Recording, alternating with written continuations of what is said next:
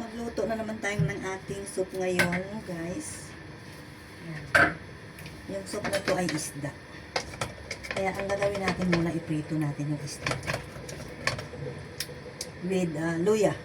Para hindi siya malansa. Okay. Isda yan, itong isda. Ang isop natin. Baliktarin natin kasi naprito na natin yung kalahati. Hugasan ng mabuti. At iprito muna. Hindi naman yung prito talagang deep fry. Parang makuha lang yung lansa niya. Yan. Masarap na ito. Tapos nagpakulo rin tayo ng tubig muna.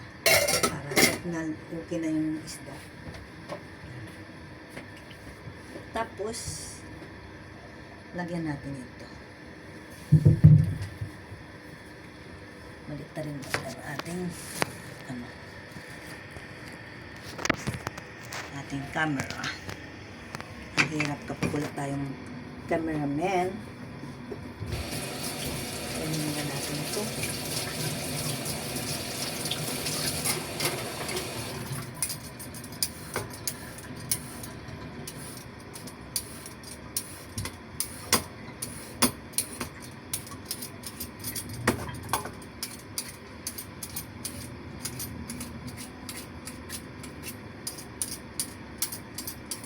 Isda, tapos carrots, potato, tomato.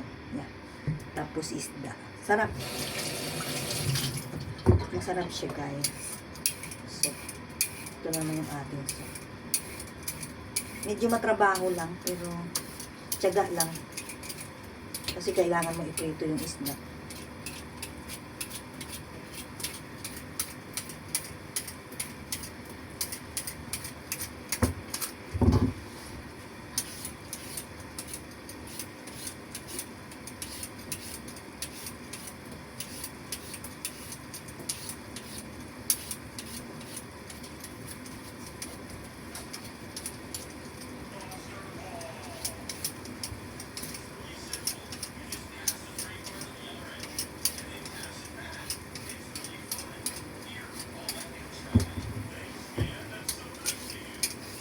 Kasi, ang soup kasi nagpapaganda din ng balat. Nagpapalakas. Lalo, iba-iba kasi soup. May karne, may isda, tapos haluan mo ng iba-ibang masustansang ingredient. Dahil itong potato, carrots, tomato. Yan. Bawat isa ay may kanya-kanyang sustansya sa katawan ng tao. Kaya, kung laging ganito ka-healthy ang ating mga niluluto, huwag yung laging hindi healthy. Ay, itong mga carrots na to, napaka-healthy to.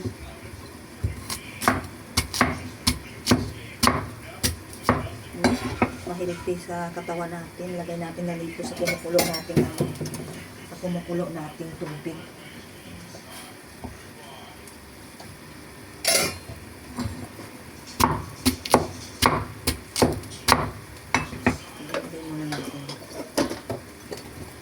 Guys,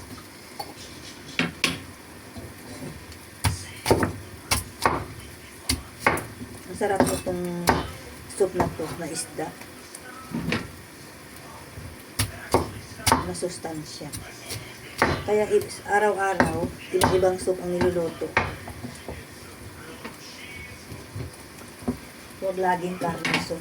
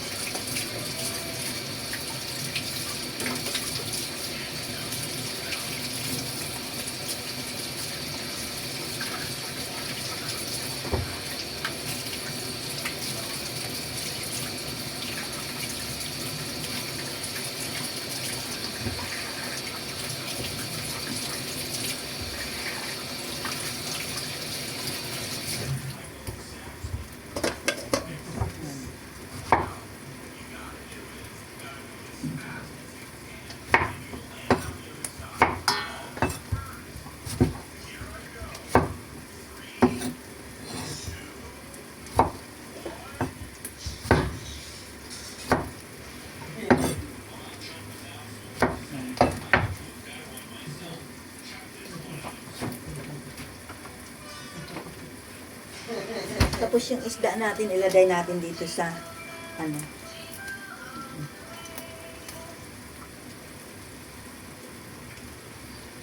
pinakalalagyan. Para hindi siya yung kanyang mga tinik-tinik ay hindi siya pupunta sa soup.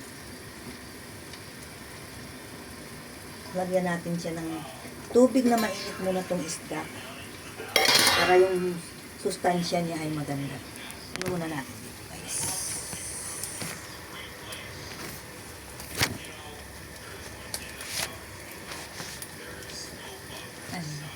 Ang hirap ng ating walang patungan ng ating camera. Yan, guys.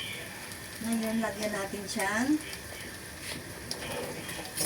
kumukulong tubig. Yan. Tumulo na kasi pumainit yung tubig. Para maano yung kanyang sustansya ba. Tapos guys, ilagay na natin ito. Carrots natin, putito dito sa kumukulong tubig.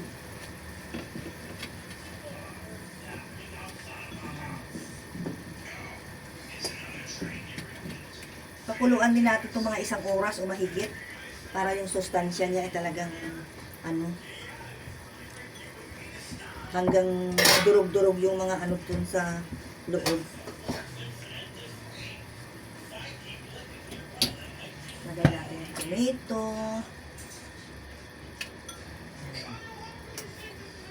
Ngayon, para naparami naman yung tubig ko, ang gagawin ko dyan ay magbawas tayo ng tubig.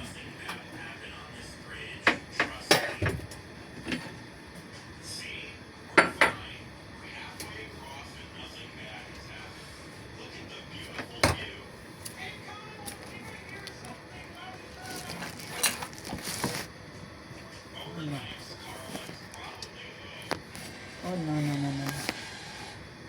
Ano na yung ating camera, guys.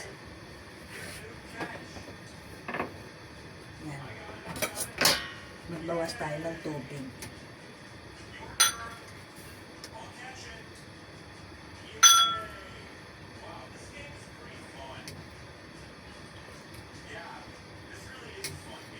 Fish soup.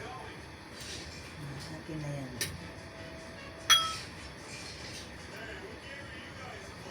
Medyo marami kasi ang tubig. Bawasan muna natin. Kasi baka mag-overflow. Ngayon yung isda natin, guys, ilagay natin sa net, sa bag. Yan.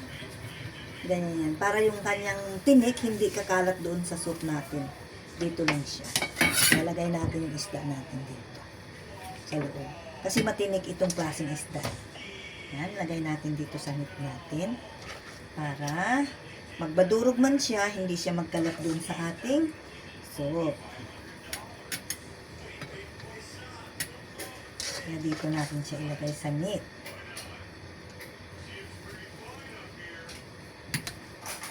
Siyempre yung isda habang sinusot yan, madudurog talaga yan.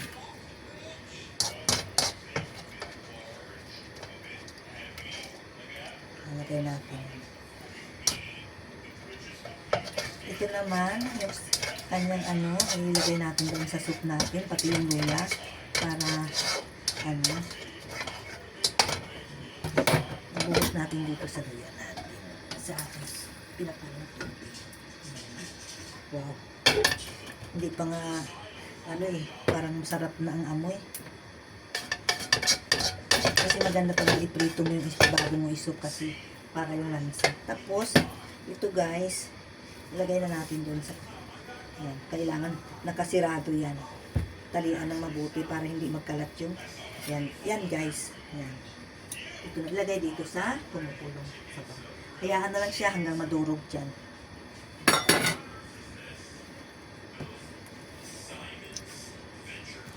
Kaya yan na siya guys. Nakaano na natin yung soup natin. Lagayin natin ng 1 oras at kalahati. Mamaya na guys. Thanks.